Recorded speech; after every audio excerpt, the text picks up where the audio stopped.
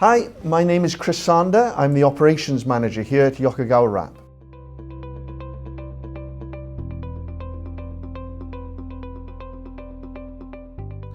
The isolation process, also known in industry as lockout-tagout, is used to isolate machinery and equipment from its energy source.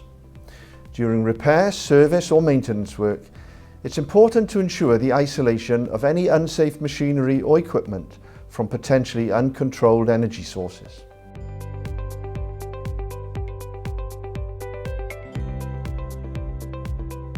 So there are many methods of effecting isolations and preventing the energy sources from impacting upon the work. These methods will be dependent upon the level of risk associated with them. The methods agreed within the organisation must be followed and may include, for example, an on-off isolation, which would refer to simple switching for electrical circuits to valves within process lines containing fluids. Could be physical breaks within the process or service lines, or the removal of contactors or fuses, etc. for electrical energy. Or it could be a physical chock, which is the insertion of a solid object to prevent, for example, a stirrer from turning. So the isolation methodology itself will usually take the form of a list of operations to be carried out. Digital systems like RAP4 are more likely to take the form of a step-by-step procedure where every step can be acknowledged as complete before moving on to the next. If lockout-tagout is being used, then RAP can even print the labels for the tags if so required. Whether a list or a procedure, it's important to recognise that the final sign-off is the most important stage in the workflow. Only then can you say that the equipment is free from potentially hazardous energy, and only then can you say that the maintenance work is safe to commence.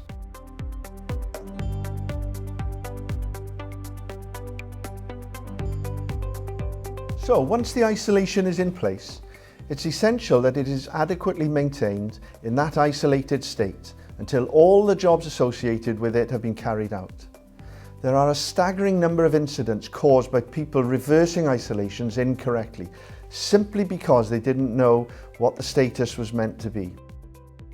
For this reason, many isolations are tagged by a label indicating the isolation status and perhaps the work being carried out or the person doing it. They may also be locked as well.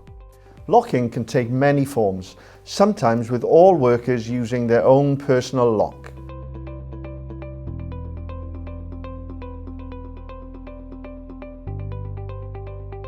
Many companies combine all their preparation stages, including those summarised and others, into single energy isolation procedures. By doing this, all of the steps required to carry out all the phases can be established in one place.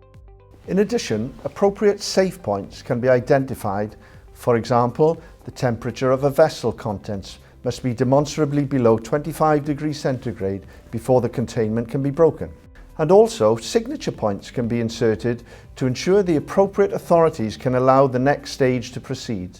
Such procedures have the advantage of making the requirements clear and showing the history associated with each step of the preparation. By doing this, each person carrying out subsequent actions may establish what has gone before.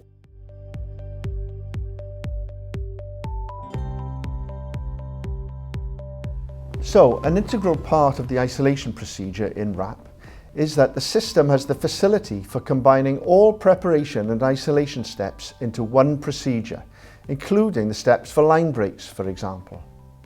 Until all associated permits for the line breaks are signed off, you cannot proceed to the next step.